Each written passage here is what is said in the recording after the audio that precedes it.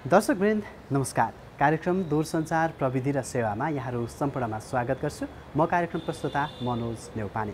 दर्शकवृन्द, यो कार्यक्रममा हामी नेपालमा दूरसञ्चार सेवाको वर्तमान अवस्था, गुणस्तर, वितरित सेवाहरू सँगसँगै विभिन्न नीतिगत तथा कानुनी विषयहरूका बारेमा जानकारीमूलक सामग्रीहरू प्रस्तुत गर्दै आइरहेका छौँ। दर्शकवृन्द, आजको सन्दर्भमा भने हामी लुम्बिनी प्रदेश पुगेका छौँ। नेपाल दूरसञ्चार प्राधिकरणले आयोजना गरेको एक दिने अन्तर्क्रिया कार्यक्रममा सहभागी भई त्यहाँका विभिन्न विषयहरू हामी आजको कार्यक्रममा समावेश गर्दैछौँ। विशेष गरेर सेवा प्रदायकहरूले वितरण गरिरहेका सेवाहरू, त्यहाँका समस्याहरू, सँगसँगै सेवा प्रदायक र नियामक निकायका विभिन्न कुराहरू हामी आजको विशेष श्रृङ्खलामा हेर्नेछौँ। आउनुहोस् आजको कार्यक्रम सुरु गरौँ। लुम्बिनी प्रदेशमा दूरसञ्चार सेवाको वर्तमान अवस्था, दूरसञ्चार सेवाको गुणस्तरका विषयमा दाङ जिल्लाको लमहीमा एक दिने अन्तर्क्रिया कार्यक्रम सम्पन्न भएको छ। नेपाल दूरसञ्चार प्राधिकरणको आयोजनामा गत बुधबार सम्पन्न कार्यक्रममा दूरसञ्चार सेवा प्रदायक, सरकारवाला तथा उपभोक्ताहरूको उपस्थिति रहेको थियो। सङ्घीय सरकार, सञ्चार तथा सूचना प्रविधि मन्त्रालयका माननीय मन्त्री रेखा शर्माको प्रमुख आतिथ्यता तथा प्रतिनिधि सभा सदस्य नारायण शर्माको विशेष आतिथ्यतामा सम्पन्न कार्यक्रममा दूरसञ्चार र प्रविधिको वर्तमान अवस्था र आवश्यकता बारेमा विशेष छलफल गरिएको थियो। बदलिँदो प्रविधि र यसको बढ्दो प्रयोग अनि मागका बीच लुम्बिनी प्रदेशको भौगोलिक अवस्थिति र जनसङ्ख्या अनुसार दूरसञ्चार सेवा प्रदायक संस्थाहरूको वर्तमान उपस्थिति, सेवा विस्तार र पहुँच, सेवा प्रवाहको अवस्था तथा चुनौती र तिनको समाधानका विषयमा पनि कार्यक्रममा विशेष जोड दिएको थियो। लुम्बिनी प्रदेशका विभिन्न स्थानमा दूरसञ्चार सेवाको गुणस्तरीय कभरेज, आम ग्राहकको पहुँचमा सेवाको वर्तमान अवस्था तथा आम ग्राहकलाई वर्तमान सेवाका बारेमा सुसूचित गर्ने तथा लुम्बिनी प्रदेशमा गुणस्तरीय र सर्वसुलभ रूपमा सेवा प्रवाह गर्न के गर्न सकिन्छ लगायतका सन्दर्भमा अन्तर्क्रिया कार्यक्रम केन्द्रित रहेको थियो। अन्तर्क्रिया कार्यक्रममा नेपाल दूरसञ्चार प्राधिकरणका निर्देशक अर्जुन घिमिरेले लुम्बिनी प्रदेशमा रहेका जनसङ्ख्या, भूगोल तथा दूरसञ्चार सेवा प्रदायकहरूको उपस्थिति र उनीहरूको सेवाका बारेमा जानकारी गराउनु भएको थियो। यस्तै उहाँले लुम्बिनी प्रदेशमा दूरसञ्चार सेवा सञ्चालन तथा विस्तारका लागि नेपाल दूरसञ्चार प्राधिकरणले गरेका काम तथा भावी योजना, दूरसञ्चार ऐनले ग्राहकहरूलाई दिएका अधिकार लगायतका विषयमा पनि जानकारी गराउनु भएको थियो।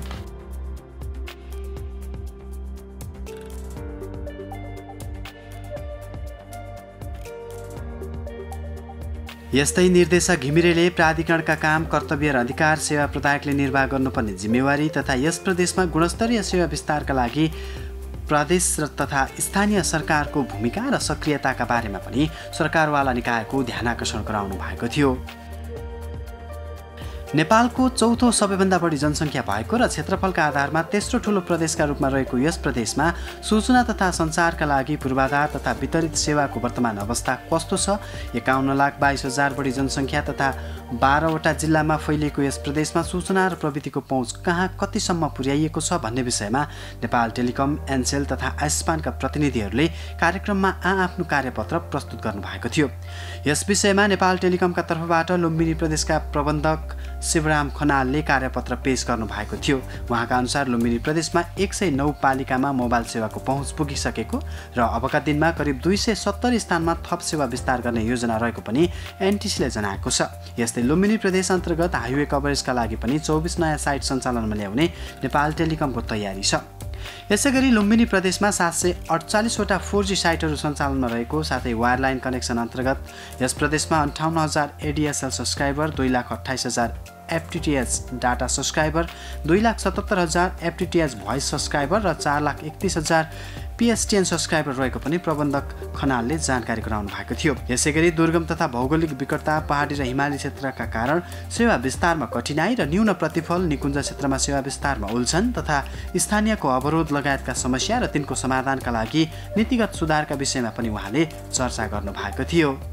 ओभरअलमा हेर्दाखेरि हाम्रो मुख्य प्रदान गर्ने सेवा चाहिँ मोबाइल सेवा, 3G, 4G, 2G, अझै 2G पनि छ लगायतका सेवाहरू अहिले चाहिँ सिडिएमआर, वाइएमएक्स बिस्तारै हामी विस्थापन गर्ने चरणमा गइरहेका छौँ। र त्यस्तै हाम्रो वायरलाइन सेवा PSTN भन्छौँ हामी, त्यसमा चाहिँ भोइस डाटाहरू, टिभीहरू लगायतको FTTH सेवा अहिले लेटेस्ट ब्रोडब्यान्ड सेवाहरू हामीले प्रदान गरिरहेका छौँ। त्यस्तै विभिन्न कर्पोरेट हाउसहरूले चाहिने सरकारी संस्थाहरू अथवा चाहिने चाहिँ डिजिलाइन सेवा, इन्टरनेट र इन्टरनेट सेवाहरू पनि हामीले प्रदान गरिरहेका छौँ। अझै पनि 2G चाहिँ नि हाम्रो भोइस चाहिँ अझै पनि पपुलर छ। अब अलिकति डेभलप कन्ट्रीहरूमा त 2G हटाएर अब 4G मै धेरै फोकस छ र त्यसको हाराहारीमा 4G छ, तर 3G चाहिँ बिस्तारै 2G भन्दा छिटो चाहिँ 3G चाहिँ सङ्ख्या पनि कम छ र यसको चाहिँ उपादेय त अब 3G को डाटा चाहिँ 4G ले त्योभन्दा राम्रो गुणस्तरको दिनेमा हुनाले 4G मा बढी चाहिँ आकर्षण देखिन्छ। त्यो अनुसार हामीले सेवा विस्तार गरेका छौँ। अहिलेसम्म 109 वटा पालिकामा मोबाइल सेवा पुगेको छ, तर सम्पूर्ण पालिकाको सबै क्षेत्रमा भेट्छ भन्ने चाहिँ भन्न सकिँदैन। त्यो आवश्यकता अनुसार थप दिएका छौँ, तर अहिले चाहिँ सम्पूर्ण पालिकामा 4G सहितको सेवा हामीले पुर्याएका छौँ र विभिन्न जनप्रतिनिधि, स्थानीय निकाय, ग्राहक वर्गले माग गरे अनुसार थप 270 स्थानमा थप चाहिन्छ भन्ने खालको चाहिँ त्यो पाइपलाइनमा राखेका छौँ। यो चरण-चरणमा कुनैको चाहिँ टावर बनेर चल्ने अवस्थामा छन्। वायर लाइनमा हाम्रो अहिले 2 वटा प्रविधि छ। एउटा चाहिँ पुरानो चाहिँ PSTN को छ, अहिले चाहिँ फाइबरको छ, अर्को एउटा कपरको छ, एउटा फाइबरको छ। कपरबाट हामीले चाहिँ ब्रोडब्यान्डको रूपमा ADSL वितरण गरेका छौँ र त्यो चाहिँ अब हाम्रो पुरानो प्रविधि हो, कम स्पिडको हुन्छ। र अहिले आएर तपाईँको यो फाइबर, अहिले सबभन्दा चलेको फाइबर FTTH ब्रोडब्यान्ड चाहिँ पपुलर पनि छ। त्यो हिसाबले फाइबरतिर हामी माइग्रेट हुँदैछौँ र बिस्तारै हाम्रो ADSL को ग्राहक घट्दैछ। यसैगरी एनसेल आजियाटा कम्पनीले पनि लुम्बिनी प्रदेशमा बसोबास गर्ने ग्राहकका लागि प्रभाव भइरहेको सेवा र त्यसको वर्तमान अवस्था तथा सेवा विस्तारको भौतिक र संरचनागत अवस्थाका बारेमा आफ्नो कार्यपत्र पेश गरेको थियो। एनसेलका प्रमुख सूचना अधिकारी विशालमणि उपाध्यायका अनुसार हाल लुम्बिनी प्रदेशका 12 जिल्लामा अहिलेसम्म 675 वटा टावर मार्फत सेवा वितरण भइरहेको र सन् 2023 को अन्त्यसम्ममा 717 पुर्याउने लक्ष्य एनसेलले लिएको छ, जसमध्ये 250 वटा टावर फाइबर मार्फत र बाँकी टावर भिसएट मार्फत सञ्चालनमा रहेका छन्। प्रमुख सूचना अधिकारी उपाध्यायले लुम्बिनी प्रदेशमा सेवा विस्तारमा भोग्दै आएका समस्या र चुनौतीका बारेमा पनि जानकारी गराउनका साथै यस प्रदेशमा एनसेलले सामाजिक उत्तरदायित्व मार्फत गरेका विभिन्न कामका बारेमा पनि जानकारी गराउनु भएको थियो। भौगोलिक विकटता तथा पहाडी र हिमाली वस्तुस्थितिका कारण लुम्बिनीका केही भागमा सेवाको गुणस्तरमा समस्या आइरहने तथा मौसम अदलबदल भइरहँदा टावरहरूमा ऊर्जा सङ्कट आइपर्ने कारण त्यसतर्फ सबैको ध्यान जानुपर्नेमा पनि एनसेलले प्रदेश तथा स्थानीय सरकारको ध्यानाकर्षण गराएको छ। लुम्बिनी प्रदेशमा जुन टेलिकम्युनिकेसन एनसेलको के छ त अवस्था, हामी 2020 मा 574 वटा टावर थिए भनेदेखि 2022 मा आउन्जेलसम्म 644 वटा छ र 2023 को अन्तसम्म 717 वटा टावर बनाउने लक्ष्य छ हाम्रो र 2023 को अन्त्यसम्म 4G को कभरेज चाहिँ 90% जनताको माझमा पुर्याउने लक्ष्य राखेका छौँ। टोटल नेपालमा जति साइट छ त्यो 16% साइट चाहिँ लुम्बिनी प्रदेशमा छ। जति पनि टावरहरू छन् यो प्रदेशका, त्यसमा चाहिँ हामीले 250 वटा जस्तो टावर फाइबरबाट कनेक्ट गरेका छौँ भनेदेखि बाँकी टावर चाहिँ माइक्रोवेभ लिङ्कबाट कनेक्ट गरेका छौँ। हामीले लुम्बिनीका विभिन्न ठाउँमा IT ल्याबहरू स्थापना गरेका छौँ। 12 वटा स्कुलमा मोडर्न IT ल्याब सृजना गरेका छौँ। विभिन्न ठाउँमा छ, रूपन्देही, कपिलवस्तु, त्यस्तै गरी अर्घाखाँची, प्युठान, रोल्पा यी गरेर यो मोडर्न IT ल्याब भनेको चाहिँ यहाँहरू कुनै यी मध्ये कुनै पनि स्कुलहरूमा गएर हेर्न सक्नुहुन्छ। कुनै पनि ठाउँभन्दा संसारको जहाँसुकै जानुभयो भने पनि यसलाई चाहिँ कम्पेयर गर्न सक्नुहुन्छ। अन्तर्क्रिया कार्यक्रममा internet service provider association Nepal आइस्पानका अध्यक्ष सुधीर पराजुलीले पनि लुम्बिनी प्रदेशमा इन्टरनेट सेवाको विस्तार, पहुँच र उपलब्धता बारेमा जानकारी गराउनु भएको थियो। नेपालमा इन्टरनेट सेवाको वर्तमान अवस्था तथा लुम्बिनी प्रदेशमा इन्टरनेटको पहुँच र पेनिट्रेसन तथा ग्रामीण परिवेशमा वायर इन्टरनेट विस्तारमा भएका समस्या र चुनौतीका बारेमा पनि बताउनुभयो। उहाँले इन्टरनेट विस्तारमा अवरोध रहित वातावरण निर्माणका लागि सरकारवाला निकायसँग आग्रह गर्दै करका विषयमा पनि अवगत गराउनु भएको थियो। हरेकको घर घरमा चाहिँ इन्टरनेट पुर्याउने चाहिँ हाम्रो मेन उद्देश्य, संस्थाको उद्देश्य चाहिँ के भयो, हामीले चाहिँ main focus quality infrastructure build गर्ने र क्वालिटी अफ सर्भिस चाहिँ मेन्टेन गरेर इन्टरनेट सर्भिस चाहिँ घर घरमा पुर्याउने हामीले एउटा बाचा गरेका छौँ। र सबैभन्दा अप्ठ्यारो चाहिँ के भन्दा ग्रामीण क्षेत्रमा अप्टिकल फाइबर पुर्याउनको लागि, हाम्रो चाहिँ सेवा प्रवाह गर्नको लागि चाहिँ एकदमै अप्ठ्यारो छ। किन पोलको डिस्टेन्स पनि ठुलो हुन्छ, मेन्टेनेन्स गर्न गाह्रो छ, भिरबाट तानिया छ पोलहरू तारहरू, त्यहाँ गएर मेन्टेनेन्स गर्न पनि गाह्रो छ। दर्शकवृन्द, यतिन्जेल हामीले कार्यक्रममा लुम्बिनी प्रदेशमा दूरसञ्चार सेवाको वर्तमान अवस्था, गुणस्तर सँगसँगै यसको पहुँच र सेवा विस्तारको वर्तमान अवस्थाका बारेमा हेरिसकेका छौँ। नेपाल टेलिकम, एनसेल, आइस्पान सँगसँगै नेपाल दूरसञ्चार प्राधिकरणले यहाँको भूगोलका आधारमा, जनसङ्ख्याका आधारमा र सेवाका आधारमा कसरी काम भइरहेको छ, कति पहुँचमा छ, गुणस्तर कस्तो छ लगायतका विषयमा प्रस्तुत गर्नुभएको कार्यपत्रका आधारमा हामीले कार्यक्रममा विषयवस्तु प्रस्तुत गरिसकेका छौँ। अब भने कार्यक्रममा यस अन्तर्क्रिया कार्यक्रममा उपस्थित हुनुभएका प्रमुख अतिथि, विशेष अतिथि सँगसँगै विभिन्न स्थानीय निकायबाट आउनुभएका जनप्रतिनिधिहरूले राख्नुभएका गुनासा, जिज्ञासा सँगसँगै यहाँको वर्तमान माग र आवश्यकता के छ, यी विविध विषयमा अब हामी प्रस्तुत गर्दैछौँ। दूरसञ्चार प्रविधि र सेवाको विस्तारमा तल्लो तहका समस्या सुन्नका लागि आयोजित अन्तर्क्रिया कार्यक्रममा लुम्बिनी प्रदेशको वर्तमान अवस्था र त्यहाँका समस्या पनि उजागर भएका छन्। सेवा प्रदायकहरूले आफ्नो क्षेत्रमा रहेको सेवा विस्तार र वर्तमान अवस्थाको कार्यपत्र पेश गरेसँगै लुम्बिनी प्रदेशबाट कार्यक्रममा सहभागीहरूले आफ्ना क्षेत्रमा रहेका समस्या तथा दूरसञ्चारसँग जोडिएका थुप्रै समस्या, जिज्ञासा र प्रश्नहरू राख्नु भएको थियो। कार्यक्रममा उपस्थित प्रतिनिधि सभा सदस्य नारायणी शर्माले सुगम भनिएका ठाउँहरूमा समेत राम्रोसँग फोन चल्न नसक्ने अवस्था रहेको, कतिपय ठाउँमा टावरकै अभाव, दूरसञ्चार सेवाकै अभाव रहेको लगायतका विविध समस्या रहेको भन्दै सम्बन्धित निकायसँग तत्काल समाधानका उपायतर्फ लाग्न आग्रह पनि गर्नुभयो। दूरसञ्चारले अहिले सबै क्षेत्रमा सबैतिर एक ढङ्गले चाहिँ जनतासँग सबै कुराहरूलाई पुर्याउने एउटा माध्यमको रूपमा काम गरिराखेको छ र हामीले सञ्चारको क्षेत्रमा हामीले यहाँ हेऱ्यौँ भने दाङको दक्षिण बेल्ट धेरै विकट छ, धेरै पछाडि परेको छ। मलाई लाग्छ यो संस्थाका कर्मचारी मित्रहरू त्यहाँ पुग्न सक्नु भएको छैन होला, सबै भूगोल थाहा पनि छैन होला। उहाँहरूले भ्याउनुहुन्छ र सक्नुहुन्छ भने एकचोटि त्यो ठाउँ पनि पुगिदिनुहोस्, मैले आग्रह गर्न चाहन्छु। हाम्रो चाहिँ नाका क्षेत्र छ जो भारतको सिमानासँग जोडिएको छ, त्यहाँ अहिलेसम्म सञ्चारको चाहिँ सुविधा उपलब्ध हुन सकिराखेको छैन। भारत गएर यता फोन गर्न पर्ने एउटा परिस्थिति छ। गङ्गटे भन्ने ठाउँ छ सबभन्दा यसको लास्ट दाङको, र त्यो ठाउँमा पनि टावर अभावको कारण अथवा त्यहाँ दूरसञ्चार जनताले त्यो ढङ्गले चाहिँ प्राप्त गर्न सकिराखेका छैनन्। यो लुम्बिनी प्रदेशका मलाई लाग्छ 12वटै जिल्लाका केही पहाडी जिल्लाहरू जो छन् त्यहाँ पनि यो समस्या चाहिँ सबैतिर छँदैछ।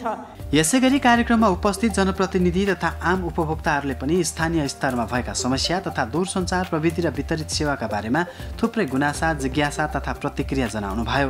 उहाँहरूले आजको युगमा हरेक उत्पादनका क्षेत्र प्रविधिसँग जोडिने भए पनि आवश्यक कनेक्टिभिटीको पहुँच र गुणस्तरमा नै समस्या हुँदा नवीन प्रविधिको प्रयोगको पहुँचमा पुग्न झनै समस्या भइरहेको गुनासो समेत गर्नुभएको थियो। कतिपय ठाउँमा अहिले पनि टावर छ तर चाहिँ नेटवर्कले काम गर्दैन। अब यसको उपाय डाँडा सम्माउने हो भने त्यही खालि सोच्नुपर्ने भयो, नत्र चाहिँ माथि डाँडामा टावर छ तल मुनिको बस्तीमा चाहिँ फोनले काम नै गर्दैन। यसबारेमा एकचोटि इन्जिनियर साहबहरूको टिम पनि आयो, सर्वे गरेर गयो। अलिकति म बसेको जुन गाउँपालिका छ, गाउँपालिका कार्यालयमै फोन टिप्दैन, त्यहाँ चाहिँ फोन गर्नलाई अलिकति साइडमा गएर काम गर्नुपर्ने हुन्छ। डङ्गेसन गाउँपालिकाको प्रशासकीय भवनदेखि 100 मिटरको दूरीमा एनटिसीको टावर छ र दुर्भाग्य अध्यक्ष र उपाध्यक्षको कोठा तलमाथि छ, अन्यत्र कोठामा आउँछ। त्यो दुईटा कोठामा कहिलेकाहीँ आउने र प्राय नआउने। अहिलेको समयमा 1 घन्टा 2 घन्टा इन्टरनेट चलेन भने अवस्था के रहन्छ? आज गएर 3 दिन 4 दिन पछाडि कर्मचारी गएर चाहिँ मर्मत गर्नु त गर्छ तर ढिला गर्छ, 3 दिन 4 दिन लाग्छ। प्रायः जसो कार्यालयहरूमा र अहिले व्यक्तिगत घरहरूमा हामी इन्टरनेट जोडिराखेका हुन्छौँ। एउटा निश्चित अवधि वर्षको 6 महिनाको अथवा 3 महिनाको हामी नेट जोडेका हुन्छौँ। त्यो नेटको सिस्टम हो अथवा के को सिस्टम हो, म्याप सकिनुभन्दा 15 दिन अगावै तपाईँको नेट स्लो हुन्छ। अनि त्यो नेट किन स्लो हो भनेर सोद्धाखेरि उहाँहरूलाई सर कतै गडबडी होला भन्नुहुन्छ। अनि त्यस पछाडि त्यो गुनासो गरिसकेपछि फेरि उहाँ त्यो नेट चल्ने सिस्टम हुन्छ, त्यो सिस्टमले नै त्यस्तो भए हो कि अथवा हामी जाने यसको म्याच सकिँदैछ जानी जानी हामीले चाहिँ त्यस्तो पावर घटाएको हो, एउटा जिज्ञासा थियो। यो सेवामा मोबाइलको सिममा डुप्लिकेसन किन हुन्छ, कुरामा डुप्लिकेसन किन हुन्छ? मैले प्रयोग गर्ने सिमबाट मैले कसैलाई फोन गरेँ भने अर्को जना तेस्रो व्यक्तिले किन उठाउँछ कि मेरो नम्बरको फोन अर्कोले उठाउँछ। र अर्को उपभोक्ता मैत्री सेवा, उपभोक्ता मैत्री सेवा कसैलाई भन्ने के कम्तीमा पनि तपाईँहरूको पनि सामाजिक उत्तरदायित्व त हुन्छ नि त हैन? तपाईँहरूले दिने सेवा अन्तर्गत कतिजनाले के कुरामा निःशुल्क सेवा पाउनुहुन्छ? सहभागीहरूका जिज्ञासा प्रतिक्रिया आफ्ना ठाउँमा रहेका समस्या र उहाँहरूका अपेक्षा बारेमा सुनिसकेपछि नेपाल दूरसञ्चार प्राधिकरण, नेपाल टेलिकम, एनसेल र स्पानका प्रतिनिधिहरूले कार्यक्रममा जवाफ पनि दिनुभएको छ। सेवा प्रदायक संस्थाको काम भनेकै उपभोक्ताको पहुँचसम्म पुगेर उहाँहरूको माग र आवश्यकता परिपूर्ति गर्ने भएकाले त्यसमा कटिबद्ध भएर लाग्ने लुम्बिनी प्रदेशका सबै जनतामा दूरसञ्चार प्रविधि र सेवाको पहुँच पुर्याउन लागि पर्ने उहाँहरूको भनाइ थियो। उहाँहरूले हालको सेवाको गुणस्तरलाई कायम राख्दै आगामी दिनमा सहभागीहरूले सल्लाह सुझाव र आवश्यकताका आधारमा कार्ययोजना बनाई अघि बढ्ने प्रतिबद्धता समेत जनाउनुभयो। यहाँहरूलाई मेरो अनुरोध, अब अहिले विभिन्न माध्यमहरू आएका छन्, सोसियल मिडिया छन्, अनलाइन मिडिया छन्, हाम्रो एनटी एप पनि छ र विभिन्न माध्यमहरूबाट पनि कम्प्लेन गर्नुहोला। फोनबाट पनि हामी आइबिआरबाट पनि सुधार गर्न प्रयास गर्छौँ। त्यस्तै हामीले यो ग्राहकहरूको गुनासो सही तरिकाले सम्बोधन गर्नको लागि कस्टमर कन्ट्याक्ट सेन्टर पनि सञ्चालन ल्याउने योजना बनाएका छौँ। त्यो प्रक्रियामै छ, त्यस कारण यसमा हामीले सुधार गर्दै जानेछौँ। त्यो मैले चाहिँ उहाँलाई आश्वस्त पार्न चाहेँ। र अर्को चाहिँ सिसनियाको कुरो गर्नुभएको थियो, त्यहाँ मैले 2 पल्ट प्राविधिक पठाइसकेँ। यो क्षेत्रको सबभन्दा ठुलो समस्या भनेको लो भोल्टेज नै हो। लो भोल्टेजले गर्दा हाम्रो सिस्टमलाई, हाम्रो उपकरणलाई चाहिने जति भोल्टेज नआउँदाखेरि हाम्रो सिस्टमहरूले काम गर्न सक्दैन। त्यसको लागि एबिआर राखेर हुन्छ, के गरेर हुन्छ, चाँडै समस्या समाधान गर्नुसँग मैले निर्देशन दिइसकेको छु।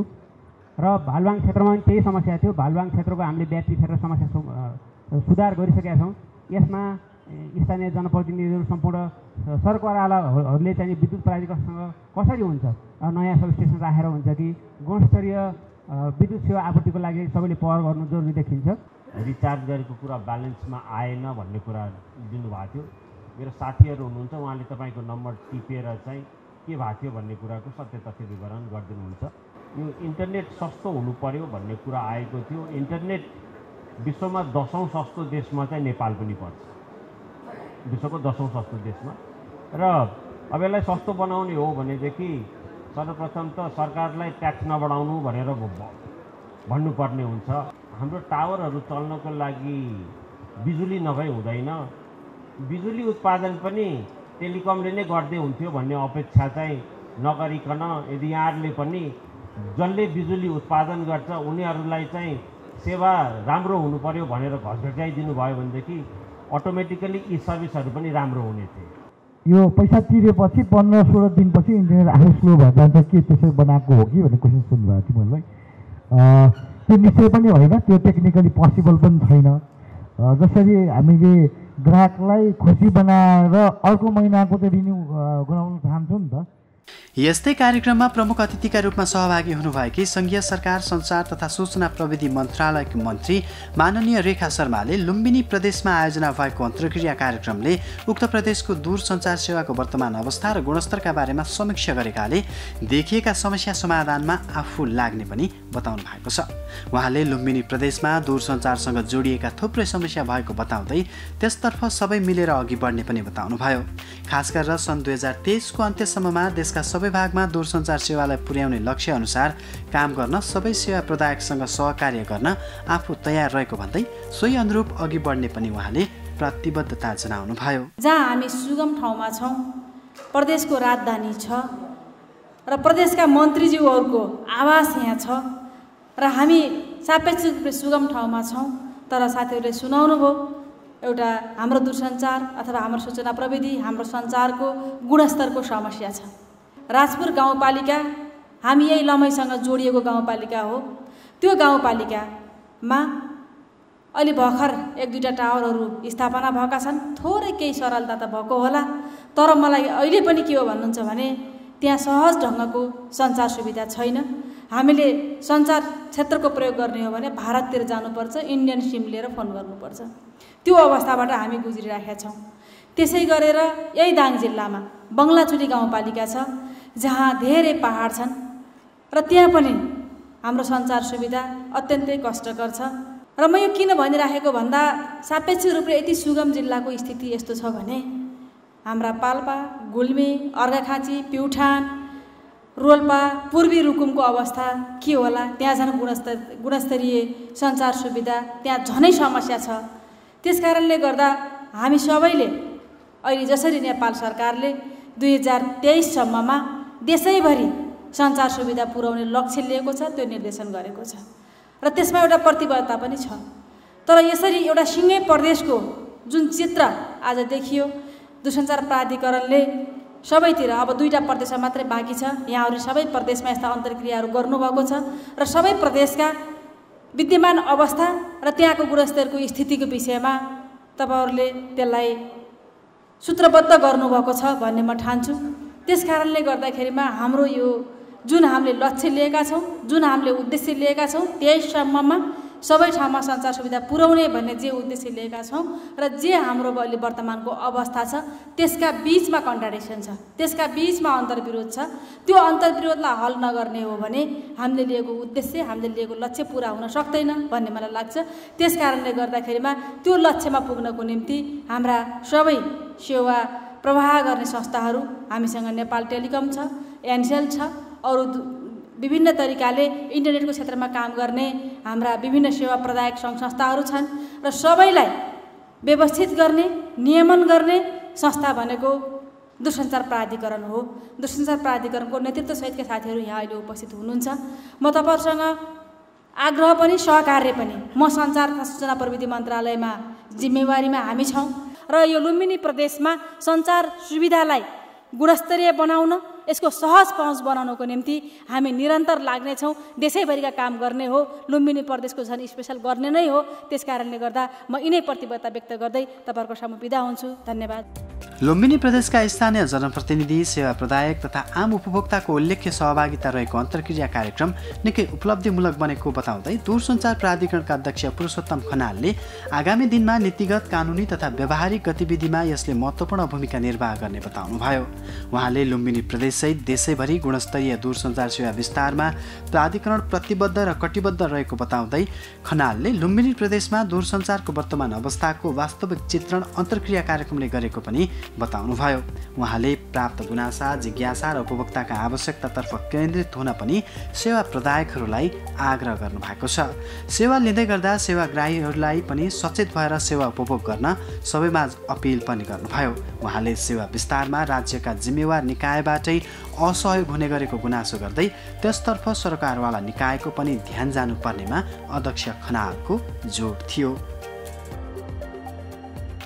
मान्य मन्जुले भने जस्तो एक्सपान्सनको काम एक हिसाबले अगाडि बढेको छ। कुनै प्राविधिक कारणले यसका एक्सपान्सनहरू रोकिया छ, तर पनि हामी टाइम फ्रेमले अगाडि बढेका छौँ। साथसाथै गुणस्तरको कुरा नि त्यति नै जोडबडले उठिरहेछ।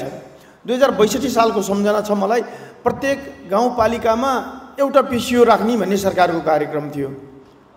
सरकारको सोचाइ थियो एक ठाउँबाट चिच्याएर बोलाउँदा अर्को ठाउँमा सुन्यो भने दूरसञ्चार पुग्यो, साउटिङ डिस्टेन्समा टेलिकम्युनिकेसन सर्भिस पुग्नुपर्छ भन्ने ओल्ड वाइड कन्सेप्ट थियो भने 62 साल पछि आएर मोबाइल सेवालाई यो पेसमा ल्याउँदाखेरि धेरै अवधि होइन, 15-16 वर्षको अवधिमा हामी यो अवस्थामा आइपुगेका छौँ। अन्य पूर्वाधारहरूलाई हेर्ने हो भने यो एउटा पूर्वाधार हो जुनलाई चाहिँ हामीले विकास भएको छ भनेर गर्वसाथ भन्न सक्छौँ।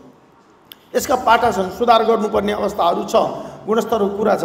तर अहिले पनि वन, राष्ट्रिय निकुञ्ज र पुरातात्विक ठाउँमा टावर राख्नलाई 2 वर्षदेखि पर्मिसन पाएको छैन। वन कानुनले गर्दा एकदमै झमेला भएको छ। क्याबिनेटबाट विशेष किसिमको प्रस्ताव पास गरेर वनमा दूरसञ्चारका टावर राख्ने सम्बन्धमा पुरातात्विक र राष्ट्रिय निकुञ्जमा राख्ने ठाउँमा यो ऱ्यान्डम डिसिजन गर्न आवश्यक छ। बाँकी रह्यो गुणस्तरको कुरा, मैले भन्नै पर्दैन। मान्य मन्जुले बोल्दाखेरि 3 चोटि बिजुली गयो, हामी दिउँसो बस्दा त 18 चोटि गयो। यहाँ यो दूरसञ्चारको इक्विपमेन्टहरू यसरी बिजुली गएर झ्याक भएर चल्न सक्छ भनेर डिजाइन गरेकै हुँदैन हजुर। यी राउटरहरू फेरि एकताल बत्ती गएपछि फेरि आफ्नो सेटमा आउनलाई 5 मिनट, 10 मिनट, 15 मिनट लाग्छ।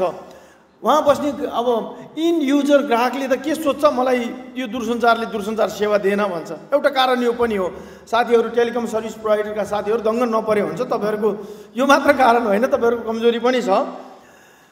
र हामीले पूर्वाधार विस्तार गर्दा नगरपालिकाहरूले यो अप्टिकल फाइबरहरू विस्तार गर्दाखेरि चाहिँ समन्वय नगरिकन फाइबर काटिनाले गर्दा पूर्व सूचना पनि दिन सकिएन। उहाँहरूले समन्वय गरेर यो मितिमा यो ठाउँमा चाहिँ हामीले सडक विस्तार गर्दैछौँ, अप्टिकल फाइबर काटिन सक्छ भनेर जानकारी गराउनु भयो भने एसएमएस मार्फत ग्राहकहरूलाई यो ठाउँमा अवरोध हुन सक्छ, तपाईँहरूको सेवा है, हामी यो मेन्टेनेन्स गर्दैछौँ भन्ने कुरा जानकारी गराउनु पाउँथ्यो। त्यो पूर्व सूचना बिना मर्मतका कामहरू गरिनाले, खम्बा सारिनाले, सडक विस्तार गर्दाखेरि अप्टिकल फाइबर काटिनाले पनि दूरसञ्चार सेवाको गुणस्तरमा कम्प्रोमाइज गर्नु परेको अवस्था छ। दर्शकवृन्द, अब भने हामी कार्यक्रमको अन्त्यमा आइपुगेका छौँ। आज हामीले कार्यक्रममा लुम्बिनी प्रदेशमा दूरसञ्चार सेवाको वर्तमान अवस्था, गुणस्तरको विषय, पहुँच सँगसँगै सेवा प्रदायकहरूबाट वितरित सेवा र त्यहाँका ग्राहकहरूले भोग्दै आउनुभएका समस्या र अहिलेको आवश्यकताका बारेमा विभिन्न सामग्रीहरू प्रस्तुत गऱ्यौँ। अब भने हामी कार्यक्रमबाट बिदा लिँदैछौँ। जानु अघि हाम्रो कार्यक्रम नेपाल टेलिभिजनमा हरेक बुधबार साँझ 7:20 बजेबाट र हरेक शुक्रबार पुनः प्रसारण साँझ 5:30 बजेबाट हेर्न सक्नुहुनेछ। अर्को हप्ता नयाँ श्रृङ्खलासहित उपस्थित हुने नै छौँ। तबसम्मका लागि बिदा दिनुहोस्। हस्त नमस्कार।